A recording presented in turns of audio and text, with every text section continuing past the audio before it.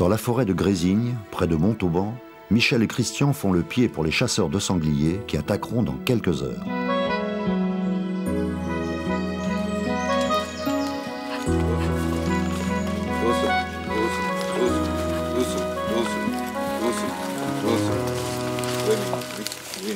Oui, c'est bien, c'est bien.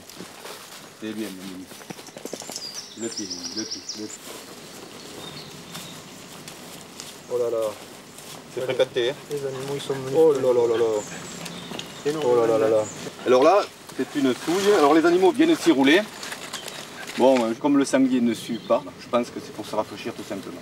Peut-être pour les parasites aussi, mais je pense aussi que c'est pour régler leur température. L'eau est un aliment indispensable pour le sanglier, pour la gestion du sanglier. Il y a deux utilités dans l'eau.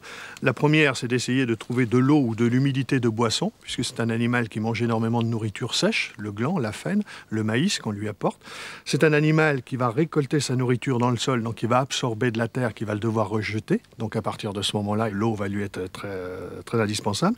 Et ensuite, c'est sa seule possibilité d'assurer sa régulation thermique. Mais les adultes vont venir s'enduire de boue, pour pouvoir être à l'abri un petit peu des conditions atmosphériques, surtout lorsqu'elles sont très chaudes. Et ça a un effet déparasitant secondaire, puisque essentiellement les poux de bois se trouvent enquistés dans une nappe de boue et qui va frotter au pied des arbres. Vous voyez le pied des arbres qui sont frottés. Et à partir de là, ça va aussi avoir un effet déparasitant.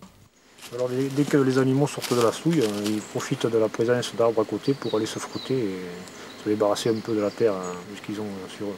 Ce sont des sangliers qui sont frottés là dernièrement. Bon là, apparemment c'est sec, mais sur le côté ici, là, la terre est très humide. Comme il n'a pas plu dans la nuit, on est à peu près sûr que les sangliers se sont frottés contre cet arbre cette nuit. Pour réussir une belle chasse aux cochons, il faut de bons chiens de pied au flair infaillible et des chasseurs qui connaissent parfaitement les indices, comme les Indiens. Alors là, on tombe sur une portée de sanglier qui est passée là. On observe bien les traces des petits marcassins. Certainement la mer qui n'est pas très vieille non plus. Et tout ça est rentré se remiser dans le bois.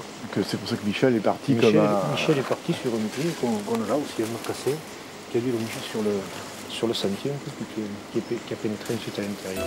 Attention, la trace d'un gros solitaire peut se confondre avec celle d'un daguet ou d'un cerf. La spécificité d'une trace de sanglier, ce sont les traces des gardes qui sont en arrière du pied. Regardez bien aussi les pinces et les soles, elles sont en dehors de l'axe de la trace.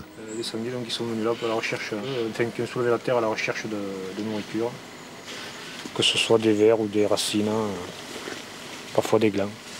Étant donné que cette année, il y en a pas mal. Tiens, je fais le briser, là, ça rentre là, viens voir. Oui. Qu'est-ce que vous appelez